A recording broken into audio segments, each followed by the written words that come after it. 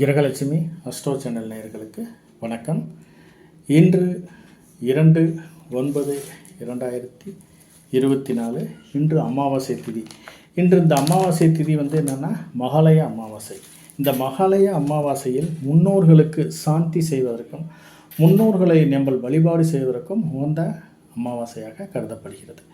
இந்த மகாலய அமாவாசையில் ஏதாவது புனித கோயில்களுக்கு சென்று புனித நீரோடைகளுக்கு சென்று நாம் முன்னோர்கள் ஏதாவது செய்ய வேண்டிய திதி கொடுத்தீர்களானால் அது அவர்கள் ஏற்றுக்கொள்ளப்பட்டு நமக்கு ஒரு வருடம் நமக்கு ஒரு நல்ல ஆசியை வழங்கிவிட்டு செல்வார்கள். ஆகவே இந்த அமாவாசை திதி என்று நீங்கள் முன்னோர்களை வழிபாடு செய்வதற்கு உகந்த நாளாக கருதப்படுகிறது. அப்படி என்ன அர்த்தம்னா, முன்னோர்கள் என்ன பண்ணுவாங்க, இந்த அமாவாசை திதி என்று மகாலய அமாவாசை திதி என்று மேல் உலகத்திலிருந்து கீழ் உலகத்துக்கு நம்மளை சந்திப்பதற்காக வருவதற்கான ஒரு ஐதீகம். இந்த கீழே வரும்போது நாம் அவங்களுக்கு ஏதாவது தேவையான அவர்கள் பயன்படுத்திய தேவையான திதி கொடுக்காமல் விட்டோம் என்றால் அவங்க என்ன பண்ணுவாங்க, மற்றவர்கள் யாராவது ஒருத்தர் திதி கொடுக்குறவங்ககிட்ட போய் நம்ம முன்னோர்கள் கையேந்தி பிச்சை எடுப்பதற்கான ஒரு சூழ்நிலை அமையும். இதனால் என்னாகும்னா அவங்க தேவையில்லாத மன உளைச்சல்கள் நமக்கு ஒரு சாபங்கள் கொடுப்பதற்கான ஒரு வாய்ப்பும் உள்ளது. இந்த சாபங்கள் கொடுத்தவர்களால், முன்னோர்கள் சாபம் கொடுத்தவர்களால் நம்ம வாழ்க்கையில் முன்னேறுவதற்கான ஒரு சாத்தியக்கூறு குறைவாகவே இருக்கும். ஆகவே இந்த முன்னோர்கள் சாபத்திற்கு பித்ரு தோஷம் என்று சொல்வார்கள். இந்த பித்ரு தோஷத்திற்கு எல்லா தோஷத்துக்கும் பரிகாரம் இருக்கிறது. இந்த பித்ரு தோஷத்துக்கு நம்ம முன்னோர்கள் இறந்தவர்கள் நமக்கு ஏதாவது ஒரு சாபம் விட்டால் அது பித்ரு தோஷம் என்று கருதப்படுகிறது. சாபம் நமக்கு அவங்க கொடுத்தாருனா நம்மளால் அந்த சாபத்துக்கு விமோச்சனமே இல்லை. ஆகவே அவங்க என்ன பண்ணுவாங்க, அவங்களோட ஆன்மா இந்த மகாலய அமாவாசையிலேருந்து அடுத்த தீபாவளி அமாவாசை வரையிலும் அவங்க இந்த கீழ் உலகத்தில் தான் இருப்பாங்க. நம்ம வீட்லேயே கூட நமக்கு தெரியாமல் கூட இருப்பாங்க. நம்ம முன்னோர்கள் நம்ம வீட்டுக்கு தான் வருவாங்க. ஆகவே முடிந்தளவு இந்த அமாவாசை திதி என்ற இந்த ஒரு மாத காலம் அவர்கள் இந்த பூமியில் நம்மளுடன் ஒன்றி கலந்து இருப்பார்கள். அதனால் அவர்களுக்கு இந்த ஒரு மாத காலம் நமக்கு தேவையான அனைத்து பரிகாரங்களையும் நாம் செய்தீர்களானால் அவர்கள் மன மகிழ்ச்சியுடன் இந்த ஒரு மாத காலத்துக்கு பிறகு அடுத்த அமாவாசை என்று அவர்கள் பயணத்தை மேற்கொண்டு மேல் உலகத்துக்கு செல்வதற்கு ஒரு நம்பிக்கை, செல்வார்கள் என்று ஒரு நம்பிக்கை. ஆகவே அவர்கள் இங்கு வரும்போது நாம் அவங்களுக்கு தேவையான திதியை கொடுப்பது மிகவும் அவசியமாகிறது. அவர்களுக்கு நம்ம வீட்டிலேயே கூட சாமி கும்பிடலாம். நமக்கு அவங்களுக்கு பிடித்த மாதிரி அவங்க சாப்பிட்ட பொருள்களை அனைத்தும் வைத்து நம்ம அவங்களுக்கு தேவையான வேட்டி, துண்டு, சேலை ஆகியவர்களை வைத்து நம்ம வீட்டிலேயே கூட கும்பிடலாம். இருந்தாலும் நம்ம ஒரு கோயிலும் ஒரு நீரோடையிலும் சென்று கொடுத்து விட்டு வீட்டில் விரதம் விட்டோம்னா கொஞ்சம் அவங்களுக்கு திருப்தியாக இருக்கும்.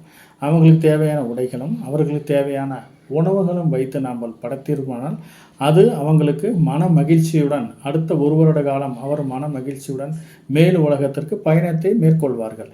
இதன் மூலம் நமக்கு இந்த பித்ரு தோஷம் என்பது நமக்கு இல்லாமல் போகிறது. இல்லாட்டி நமக்கு பித்ரு தோஷம் பித்ரு சாபத்துக்கு நம்ம ஆளாக வேண்டிய ஒரு சூழ்நிலை அமையும். ஆகவே முடிந்தளவு நாம் அனைவரும் இந்த மூதோதையர்களை நம்ம வழிபாடு செய்வதற்கு இந்த மகாலய அமாவாசை உகந்த அமாவாசையாக கருதப்படுகிறது. மேலும் இந்த புரட்டாசி மாத காலத்தில் நாம் தினமும் காலையில் கொஞ்சம் காக்காவுக்கு கொஞ்சம் சாதம் வைத்துவிட்டு எள்ளு கலந்த ஒரு சாதங்களை வைத்துவிட்டு நாம் வழிபாடு செய்தீர்களானாலும் அந்த பித்ரு தோஷத்திலிருந்து பித்ரு சாபத்திலிருந்து நாம் விடுபடுவதற்கான ஒரு வாய்ப்பும் அதிகமாக உள்ளது. ஆகவே முடிந்தளவு இந்த புரட்டாசி மாத காலம், புரட்டாசி மகாலய அமாவாசையிலிருந்து தீபாவளி வர்ற அமாவாசை வரையிலும் இந்த முன்னோர்கள் நம்மளோடனே இருப்பாங்க. நம்ம ஒன்றும் வேண்டாம், நம்ம வீட்டிலே பாருங்கள், வீட்டில் நடந்துகிட்டு இருப்போம், தேவையில்லாத ஒரு ரூமில் திடீர்னு ஒரு பொருள் கீழே விழுவும். அது நமக்கு என்னன்னே தெரியாது. ஆக்சுவலாக நம்ம கண்ணுக்கு யாரும் தெரிய மாட்டாங்க. ஆனால் அவங்களோட ஆன்மாக்கள் நம்மளை சுற்றி வருவதற்கான ஒரு சாத்தியக்கூறுகள் இந்த மகாலய அமாவாசையிலிருந்து அடுத்த தீபாவளி அமாவாசை வரையிலும் இருப்பதற்கான ஒரு சூழ்நிலை அமையும். முடிந்தளவு என்ன பண்ணுவாங்கன்னா, இந்த நம்மளுடைய முன்னோர்கள் அனைவரும் அவங்களோட ஆன்மாக்கள் என்ன செய்வாங்க, இந்த மகாலய அமாவாசையிலேருந்து அடுத்த அமாவாசை வரையிலும் நம்ம குடும்பம் நல்லா இருக்கணும், யாரும் எந்த ஒரு கெடுதலும் நடக்கூடாதுன்ட்டு அவங்களே நம்மளுக்காக பிரார்த்தனை செய்வார்கள். இந்த பிரார்த்தனை செய்யும்போது என்னன்னா நமக்கு நன்மை தான் இருக்கும். ஏன்னா ஏதாவது ஒரு அசம்பாவிதம் நடந்துச்சுன்னா நாம் ஒரு வருஷத்துக்கு நாம் அவங்கள நினைக்கவும் மாட்டோம், கும்பிடவும் மாட்டோம். அப்படி இருக்கும்போது அவங்க என்ன பண்ணுவாங்க, அந்த ஒரு வருஷ காலம் நாம் எதுவும் செய்யாமல் இருந்தால் அந்த ஒரு வருஷ காலம் பட்டினியாகத்தான் இருப்பார்கள். இந்த பட்டினியாக இருந்து கோபத்தில் ஏதாவது கொஞ்சம் நம்ம மேலே சாபத்தை விடுவதற்கான ஒரு வாய்ப்பும் அதிகமாக உள்ளது. நம்ம முன்னோர்கள் பெண் தெய்வங்கள் அனைவரும் ஏதாவது பொறுத்துக்கிட்டு போயிடுவாங்க. ஆனால் ஆண் தெய்வங்கள், நம்ம பரம்பரையில் ஆண் தெய்வங்கள் இறந்தவர்கள், நம்ம முன்னோர்கள், அவர்களுக்கு கோபம் திடீர்னு வந்துடும். அவங்க தான் என்ன பண்ணுவாங்க, நம்மளை ஒரு சாபத்தை விட்டு பித்ரு சாபத்தை வைத்துவிட்டு செல்வார்கள். இந்த பித்ரு தோஷத்துக்கு எந்த ஒரு பரிகாரமும் இல்லாதனால கொஞ்சம் நாம் இந்த பித்ரு தோஷம் வராமல் முன்னோர்களை வழிபாடு செய்வது மிகவும் அவசியமாகிறது.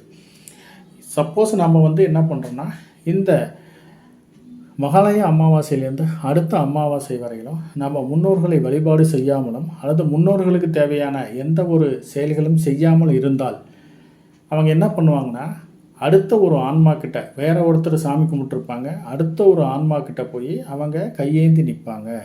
கையேந்தி நின்று என்னோடய வாரிசுகள் என்னை யாரும் கண்டுக்கல, நீங்கள் எனக்கு ஏதாவது ஒரு உபகாரம் செய்யுங்க, ஏதாவது ஒரு அன்னதானம் செய்யுங்கன்னு சொல்லி அவங்க முன்னாடி போய் நிற்பாங்க. அப்படி மற்ற ஆன்மா கூட போய் நிற்கும்போது மற்ற ஆன்மா என்ன பண்ணும், அவங்களுக்கு எடுத்து உடனே கொடுக்காது. எங்களுக்கு தேவையாக இருக்கிறது என் முன்னோர்களுக்கு, என்னோடய குழந்தைகள், என்னோடய வாரிசுகள் என்னை கும்பிட்டாங்க, உங்களுக்கு நாங்கள் எதுக்கு கொடுக்கணும்னு சொல்லி என்ன பண்ணுவாங்கன்னா, அவர்கள் அப்படியே கொடுத்தாலும் அவர்களுடைய எச்சிப்பட்ட ஒரு பதார்த்தங்களையும் கிழிந்து போன ஒரு துணிமணிகளையும் கொடுப்பதாக சொல்லப்படுகிறது. இதனால் இவங்க என்ன பண்ணுவாங்க, நம்மளுடைய ஆன்மாக்கள், நம்மளுடைய முன்னோர்கள் என்ன பண்ணுவாங்க, நாம் எப்படி தான் நம்ம குழந்தைங்க வளர்த்து ஆளாக்கி நம்ம பெரிய ஆளாக்கணும், அவங்க நம்மளை நினச்சி ஒரு படி சாதம் கூட வச்சு நம்மளை கும்பிடல, ஒரு துண்டு துணியை கூட வச்சு நம்ம கும்பிடாமல் நம்மளை இருக்காங்க அப்படின்ட்டு நமக்கு சாபம் விட்டு செல்வார்கள். அந்த சாபம் தான் பித்ரு சாபம். அதுக்கான தோஷம்தான் பித்ரு தோஷம். இந்த பித்ரு தோஷத்துக்கு எந்த ஒரு பரிகாரமும் இல்லாமல் இருப்பதால் நாம் நம்ம முன்னோர்களை கண்டிப்பாக வழிபாடு செய்தீர்களானால் வாழ்வில் நிச்சயமாக நல்ல மகிழ்ச்சியுடனும் சந்தோஷமாகவும் நம்ம வாழ்வதற்கான ஒரு நல்ல ஒரு சூழ்நிலை அமையும். ஆகவே இந்த மகாலய அமாவாசையிலிருந்து அடுத்த அமாவாசை வரையிலும் கொஞ்சம் முன்னோர்களை வழிபாடு செய்வோம்.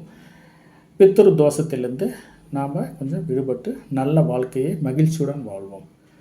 நன்றி நேயர்களே. மீண்டும் நன்றி. மீண்டும் நாளை சந்திப்போம். நன்றி, வணக்கம்.